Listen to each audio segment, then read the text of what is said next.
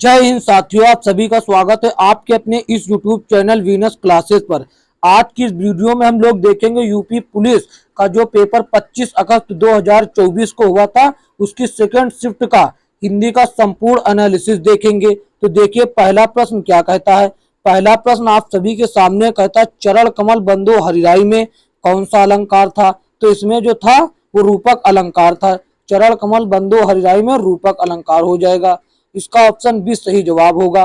तो देखते हैं दूसरा प्रश्न क्या कहता है। प्रश्न नंबर 2 कहता है कि निम्न में से कौन सा शब्द जो है तत्सम है।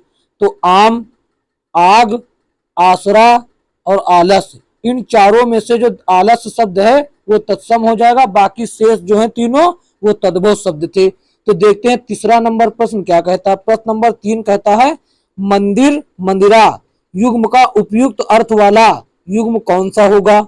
घन सवारी गुफा, बड़ा गुफा, देवालय, अश्वशाला, पूजा घर, पुजारी। तो देखिए मंदिर का अर्थ होता है पूजा घर या फिर देवालय, लेकिन मंदिरा का अर्थ होता है अश्वशाला। तो ऑप्शन सी जो है इसका एकदम सही जवाब हो जाएगा। बढ़ते हैं अगले प्रश्न की ओर।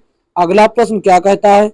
अगला प्रश्न नंबर 4 कहता है कि ज्ञानपीठ पुरस्कार किस क्षेत्र किस भाषा में दिया जाता है।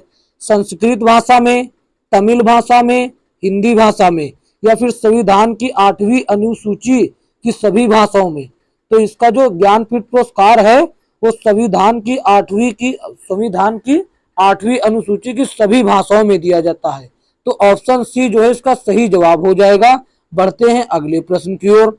अगला प्रश्न क्या कहता है। प्रश्न नंबर 5 कहता है, श्याम को पुस्तक पढ़नी है। श्याम को पुस्तक पढ़नी है, इसमें से कौन सा वाच्य हो जाएगा। तो शाम को पुस्तक पढ़नी है तो इसमें जो है कर्मवाच्य हो जाएगा। कौन सा कर्मवाच्य हो जाएगा। ऑप्शन सी जो इसका सही जवाब होगा। बढ़ते हैं अगले प्रश्न की ओर। अगला प्रश्न क्या कहता है। अगला प्रश्न 6 नंबर कहता है, वरिष्ठ साहित्यकार काशीनाथ सिंह को उनकी कृति रेहन पर रघु के लिए किस सम्मान से सम्मानित किया गया। तो इनको रेहन पर रघु के लिए सन 2011 ईस्वी में साहित्य अकादमी पुरस्कार से सम्मानित किया गया। कब। सन 2011 ईस्वी में।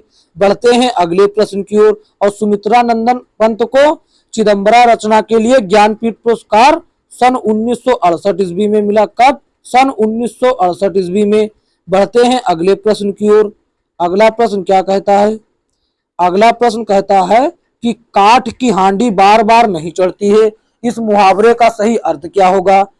तो इस मुहावरे का सही अर्थ जो हो जाएगा वो हो जाएगा, छल कपट का व्यवहार सदा नहीं चलता, यानी कि केवल एक बार होता है। तो ऑप्शन ए जो है इसका सही जवाब हो जाएगा। बढ़ते हैं अगले प्रश्न की ओर। अगला प्रश्न क्या कहता है। प्रश्न नंबर 9 कहता है, कौन सा शुद्ध वाक्य है। तो देखिए परशुराम के क्रोधाग्नि ने क्षत्रियों को जला दिया। वृक्षों पर कोयल कूक रही है। खेतों में लंबे लंबे घास उगाए हैं। गलियों को चौड़ा करना आवश्यक है। तो इसका जो शुद्ध वाक्य हो जाएगा तो ऑप्शन डी में हो जाएगा, गलियों को चौड़ा करना आवश्यक है। ये एकदम शुद्ध वाक्य हो जाएगा। तो यहाँ पर आप लोग देखेंगे ये गलत क्यों हो जाएंगे शेष। तो यहाँ परशुराम की क्रोधाग्नि जो है स्त्रीलिंग है, तो यहाँ पर के नहीं की होना चाहिए था, इसलिए ये गलत हो गया। और वृक्षों पर कोयल कूक नहीं रही है, बोल रही है। और खेतों में लंबे लंबे नहीं लंबी लंबी घास उगाई है। यहाँ देखिए लंबे लंबे लिखा तो लंबी लंबी लिखा होना चाहिए था, इसीलिए शेष तीनों गलत हो जाएंगे और ऑप्शन डी जो है एकदम सही हो जाएगा। बढ़ते हैं अगले प्रश्न की ओर। प्रश्न नंबर 10 क्या कहता है। प्रश्न नंबर 10 क्या कहता है। प्रश्न नंबर 10 कहता है, अर्ध विराम चिन्ह कौन सा है। अर्ध विराम चिन्ह कौन सा है। तो ये तो योजक चिन्ह है और ये अर्ध विराम चिन्ह हो जाएगा ऑप्शन सी। तो ऑप्शन सी जो है इसका सही जवाब हो जाएगा और ये हो जाएगा विवरण चिन्ह। बढ़ते हैं अगले प्रश्न की ओर। अगला प्रश्न क्या कहता है। अगला प्रश्न कहता है कि यदि बारिश होती तो सूखा ना पड़ता। इस वाक्य में कौन सा काल का रूप उपयोग हुआ है, मतलब काल का कौन सा रूप उपयोग हुआ है। हेतु हेतु मध्य भविष्य, संभाव्य भविष्य, हेतु हेतु भूतकाल, संदिग्ध भूतकाल। तो इसमें जो है बच्चों ऑप्शन सी यानी कि हेतु हेतु मध्य भूतकाल हुआ है। ऑप्शन सी इसका एकदम सही जवाब हो जाएगा। बढ़ते हैं अगले प्रश्न की ओर। अगला प्रश्न क्या कहता है?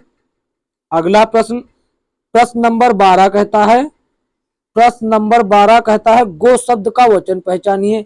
तो देखिए गो शब्द जो यहाँ पर दिया हुआ है वो एक वचन में है और इसका बहुवचन शब्द क्या हो जाता है? इसका बहुवचन शब्द हो जाता है गौओं। क्या हो जाता है? गौओं। इसका बहुवचन शब्द हो जाता है गौओं। गौओं शब्द हो जाता है इसका बहुवचन रूप। तो ये एक वचन इसका सही जवाब हो जाता। बढ़ते हैं अगले प्रश्न की ओर। अगला प्रश्न क्या कहता है?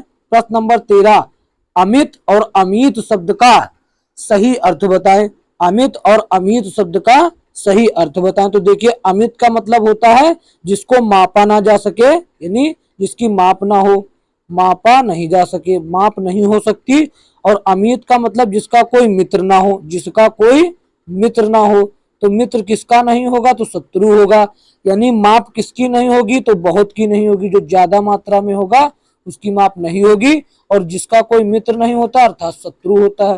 तो ऑप्शन डी में देखिए सेम वही बात लिखी हुई है। तो ऑप्शन डी जो है इसका सही उत्तर हो जाता।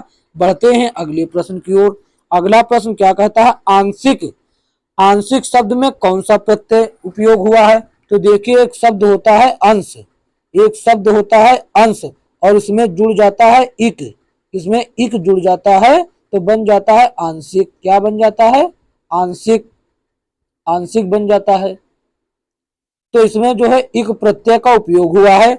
बढ़ते हैं अगले प्रश्न की ओर। अगला प्रश्न क्या कहता है? प्रश्न नंबर 15। प्रश्न नंबर 15 क्या कहता है?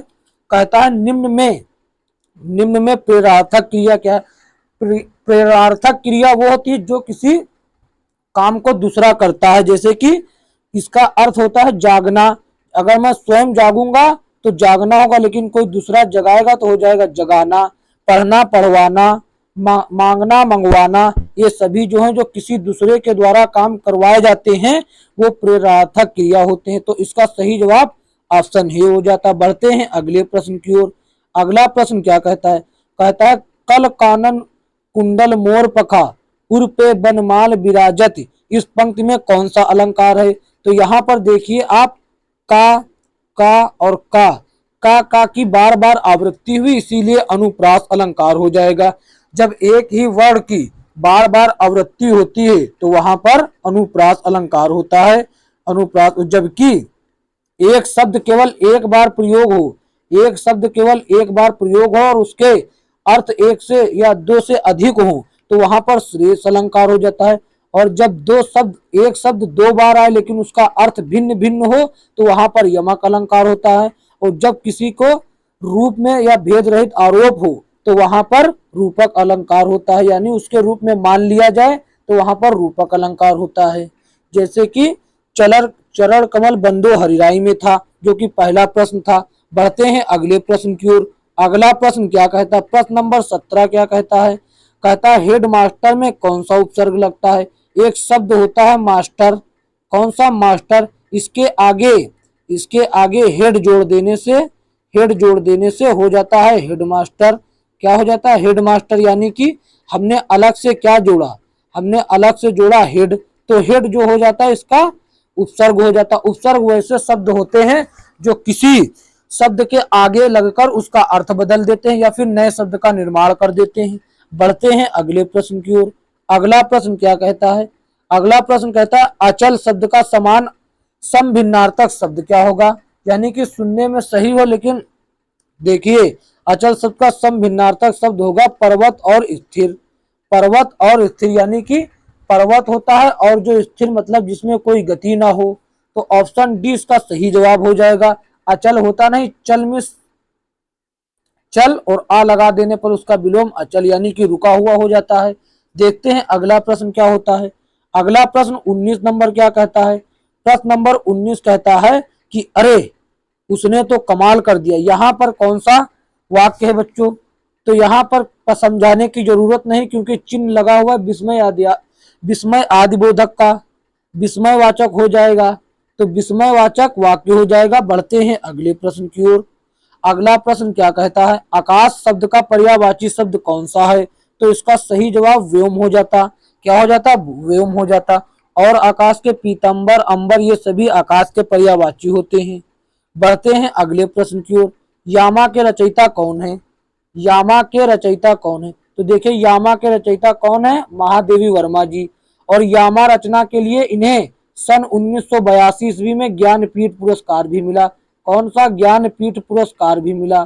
कब मिला? सन 1982 ईस्वी में। किस रचना के लिए? यामा रचना के लिए महादेवी वर्मा जी को। बढ़ते हैं अगले प्रश्न की ओर। अगला प्रश्न क्या है? प्रश्न नंबर 22 कहता है कि जिसकी तुलना ना की जा सके वाक्यांश के लिए एक शब्द। तो जिसकी तुलना नहीं की जा सकती वो होता है अतुलनीय, यानी कि ऑप्शन ए सही जवाब हो जाएगा। बढ़ते हैं अगले प्रश्न की ओर। अगला प्रश्न क्या कहता है? निम्न में से कौन सा शब्द जो है स्त्रीलिंग है? सार, रूप, आय, विवाद। तो देखें इन चारों में से जो आय शब्द है यानी कि तनख्वाह जो होता है इसका अर्थ, तो ये जो है स्त्रीलिंग हो जाएगी। बढ़ती हैं अगले प्रश्न की ओर। तो 24 नंबर प्रश्न क्या कहता है दोस्त? 24 नंबर प्रश्न कहता है मित्रों कि निम्न में से कौन सा शब्द गौ का अर्थ नहीं है? तो गौ का अर्थ नदी भी होता है और इंद्री भी होता है, इंद्री भी होता है और गाय भी होता है। क्या नहीं होता? गाय नहीं, वो गज नहीं होता है। गज माने तो हाथी होता है। तो इसका सही जवाब क्या हो जाएगा? ऑप्शन डी सही जवाब होगा। क्या होगा? Option C. सी मतलब गज। ऑप्शन सी सही जवाब होगा, डी नहीं, सी सही जवाब होगा। बढ़ते हैं अगले प्रश्न की ओर। अगला प्रश्न क्या कहता है कि मौन शब्द का विलोम शब्द बताना है। मौन शब्द का विलोम शब्द बताना है। तो देखिए मौन का अर्थ होता है जो कम बोलता हो यानी कि शांत। मौन का अर्थ क्या होता है? मौन शब्द का अर्थ होता है शांत। शांत, तो शांत का क्या हो जाएगा? जो ज्यादा बोलता है, ज्यादा बोलता है उसे मुखर कहा जाता है, मुखर। तो ऑप्शन डी जो है मौन शब्द का विलोम शब्द हो जाता है, यानी ऑप्शन डी इसका सही जवाब होता है। देखते हैं अगला प्रश्न क्या है। अगला प्रश्न कहता है कि निम्नलिखित में से वाक्य के शुद्ध रूप का चयन कीजिए। वह एक विदुषी महिला थी। विदुषी महिला थी वह, या तो सरासर गलत है। वह एक विद्वान महिला थी। वह एक महिला विद्वान थी। तो देखिए महिला यदि ज्ञानी हो या विद्वान हो तो विद्वान तो पुरुष के लिए इस्तेमाल में लाया जाता है, जबकि विद्वान का स्त्रीलिंग विदुषी होता है। तो ऑप्शन ए जो है एकदम सही जवाब हो जाएगा। वह महिला क्या लिखा हुआ? एक विदुषी महिला थी। तो ऑप्शन ए जो है एकदम सही जवाब होता। ये नहीं सही जवाब होता, सी वाला ये गलत हो जाता। ये जो है एक पुरुष के लिए उपयोग में सही है। बढ़ते हैं अगले प्रश्न की ओर। अगला प्रश्न क्या कहता है? प्रश्न नंबर 27 क्या कहता है? निम्नलिखित वाक्य में रेखांकित शब्द का कौन सा कारक है? अनुज की किताब मेज पर रखी है। का की रे के लिए क्या लगता है? संबोधन, वो संबंध कारक लगता है। तो ऑप्शन डी जो है सही जवाब हो जाएगा। इसमें संबंध कारक था मित्रों। कौन सा कारक? संबंध। बढ़ते हैं अगले प्रश्न की ओर। अगला प्रश्न क्या कहता है? अगला प्रश्न कहता है प्रत्यसंग किस समास का उदाहरण है? तो प्रत्यय में प्रति कहीं ना कहीं छुपा हुआ है। जहां पर प्रति आ जाता है वहां पर अवयवी भाव समास होता है। कौन सा? अवयवी भाव समास होता है। तो ऑप्शन डी जो है सही जवाब हो जाएगा। बढ़ते हैं अगले प्रश्न की ओर। अगला प्रश्न क्या कहता है मित्रों कि वह कौन सा समास है जिसका उत्तर पद यानी कि दूसरा या फिर अंतिम पद प्रधान होता है किंतु प्रथम पद द्वितीय पद की विशेषता बतलाता है? तो ऐसा जो समास होता है बच्चों वो कर्मधारय समास होता है। क्या? कर्मधारय समास होता है। जैसे कि नीलमणि, कौन? नीलमणि, नीली है जो मणि। तो देखिए ये शब्द हो गया विशेषण और दूसरा शब्द की बता रहा विशेषता। नीली है जो मणि, तो यहाँ पर कर्मधारय समास होता है। इसका सही जवाब बच्चे क्या हो जाएगा? कर्मधारय समास होगा। बढ़ते हैं अगले प्रश्न की ओर। अगला प्रश्न क्या कहता है? अगला प्रश्न कहता है 30 नंबर प्रश्न कहता है छोटी ई बड़ी ई छोटा ऊ बड़ा ऊ ये किस प्रकार के स्वर हैं? तो ये जो स्वर हो जाएंगे कौन से 30 नंबर प्रश्न के? ये हो जाएंगे बच्चों समृद्ध स्वर हो जाएंगे। कौन से? समृद्ध स्वर हो जाएंगे, समृद्ध स्वर। बढ़ते हैं अगले प्रश्न की ओर। अगला प्रश्न क्या कहता है? अगला प्रश्न कहता है 31 नंबर प्रश्न कहता है दोस्तों 31 नंबर प्रश्न कहता है कि निम्नलिखित में से कौन सा स्वर नहीं है। तो देखिए छोटा ऊ स्वर है, ये भी स्वर है और ये भी, ये ईया स्वर नहीं है बच्चों, ये ईया जो है ये स्वर नहीं है, ये व्यंजन के अंतर्गत आता है। ऑप्शन सी जो इसका सही जवाब हो जाता। बढ़ते हैं अगले प्रश्न की ओर। अगला प्रश्न क्या है? अगला प्रश्न कहता है प्रेरणा स्टूडियो जाएगी में कौन काल का भेद क्या है बतलाएं। तो सामान्य भविष्य काल क्या हो जाएगा? सामान्य भविष्य काल, संभाव्य भविष्य काल, अपूर्ण वर्तमान काल, सामान्य वर्तमान काल। तो इसमें जो हो जाएगा मित्रों 32 नंबर प्रश्न में जो क्या हो जाएगा? सामान्य भविष्य काल हो जाएगा। क्या हो जाएगा? सामान्य भविष्य काल हो जाएगा। सामान्य भविष्य काल हो जाएगा, यानी कि ऑप्शन ए हो जाएगा। तो देखिए अब एक गद्यांश आ गया था मित्रों, गद्यांश, इसको पढ़कर 33 प्रश्न संख्या 33 से 37 तक आपको उसके उत्तर देना था। तो हम पढ़ेंगे नहीं, यह बहुत ही बड़ा है, हम डायरेक्ट आपको उत्तर दिखला देंगे कहां पर दिया है कैसा। तो देखिए गद्यांशकार की पीढ़ी की सबसे महान व्यक्ति की क्या महत्वाकांक्षी रही है? भैया उसकी महत्वाकांक्षी रही है, आपको हम दिखलाए दे रहे हैं, कहीं लिखा है तो देखिए, उसकी महत्वाकांक्षी रही है कि हर एक आंख से आंसू मिट जाए, हर एक आंख से आंसू क्या हो जाए? मिट जाए। तो यहाँ पर आप लोग देखिए, आप ऑप्शन से ही जान जाते, एक बड़ा फिल्मकार बनना ये गलत हो जाता, एक महान गायक बनना ये भी गलत, एक महान कार संगीत बनना ये भी गलत। तो सही हो जाता हर एक आंख से आंसू मिट जाना। तो यही जो है गद्यांशकार की पीढ़ी के सबसे महान व्यक्ति की महत्वाकांक्षी रही है। देखते हैं अगला प्रश्न क्या कहता है।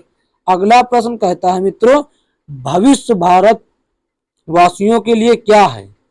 भविष्य जो है भारतवासियों के लिए क्या है? तो अब हम इसका भी दिखा रहे हैं, जो है इसका सही उत्तर क्या हो जाएगा? 33 है ना, 34, 34 का ए ही सही हो जाएगा। ए जो है सही हो जाएगा, निरंतर प्रयास करने का। अब हम इसका भी आपको उत्तर दिखा रहे हैं, कहां पर है? निरंतर प्रयास करने का क्या है? जो है भविष्य भारतवासियों के लिए क्या है? तो देखिए बच्चों, हम आपको ये भी दिखा रहे हैं, ये कहां पर है, ये कहां पर है? भारतवासियों के लिए जो है क्या करना चाहिए? निरंतर प्रयास करना चाहिए। हम इसको आपको दिखा रहे हैं, ये कहीं पर देखा था हमने लेकिन पढ़ा नहीं है। चलिए कोई नहीं, इसका उत्तर वही हो जो सही हमने बता रहे हैं। देखिए ये हो जाएगा 34 का। भारत की सेवा का तत्पर का अर्थ क्या है? गरीबी मिटाना भी बच्चों इसका है, और अज्ञानता व बीमारियों को भी मिटाना है। अब जो सही एक सही है इसमें, तो वह अवसर की असमानताओं को मिटाना है, नेता को, ये दो इसके उत्तर सही मिल रहे हैं। अज्ञानता व बीमारियों को मिटाना, ये दो उत्तर सही मिल रहे हैं, लेकिन इसमें ऑप्शन एक चुनना है बच्चों। इसमें कुछ मिसमैच है थोड़ा सा ऑप्शनों में, तो अपने हिसाब से लगा लेना था वहां पर, नहीं अगर गलत होता है तो नंबर मिलता है। तो देखिए गद्यांश का 36 प्रश्न क्या कहता है। गद्यांश के अनुसार अपने सपने को साकार करने के लिए हमें क्या करना होगा? तो हमें जो है कठिन परिश्रम करना होगा। क्या करना होगा? हमें जो है कठिन परिश्रम करना होगा। ऑप्शन सी जो है इसका सही जवाब हो जाता। तो देखिए बच्चे ने ये लगाया, गलत हो जाता, तो ऑप्शन सी इसका सही उत्तर होता है मित्रों। देखते हैं अगला प्रश्न क्या कहता है।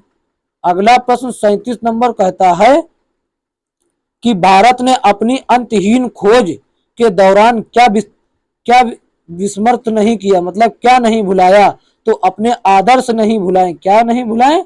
अपने आदर्श। और इसका हम आपको दिखाई दे रहे हैं, आदर्श कहां पर नहीं भुलाए। तो देखिए, ये देखिए यहां पर लिखा हुआ है कि इतिहास के आरंभ के साथ भारत ने अपनी अंतहीन खोज की प्रारंभ की, और ना जाने कितनी सदियां इसकी भव्य सफलताओं से भरी हुई। चाहे अच्छा वक्त हो चाहे बुरा वक्त हो, इस खोज से अपनी दृष्टि नहीं हटाई और कभी भी अपने आदर्शों को नहीं भुलाया, यानी कि अपने आदर्शों को नहीं भुलाया। यही आपसे प्रश्न में पूछ रहा 37 नंबर में। तो देखिए आज के लिए इतना ही, मिलेंगे किसी अन्य वीडियो में। अभी मैं थोड़ी देर बाद इसकी रीजनिंग की भी वीडियो जो सेकंड शिफ्ट में पूछी गई थी उसकी रीजनिंग की भी संपूर्ण एक एक प्रश्न का एनालिसिस करवाएंगे। तो यदि यह वीडियो अच्छा लगा तो इसे लाइक करें और अपने दोस्तों में शेयर जरूर करें, और चैनल पर नए हैं तो चैनल को सब्सक्राइब करके बेल आइकन प्रेस कर लीजिए ताकि आने वाली वीडियो का नोटिफिकेशन सबसे पहले आप तक पहुंचे। धन्यवाद, मिलेंगे किसी अन्य वीडियो में, तब तक के लिए जय हिंद जय भारत।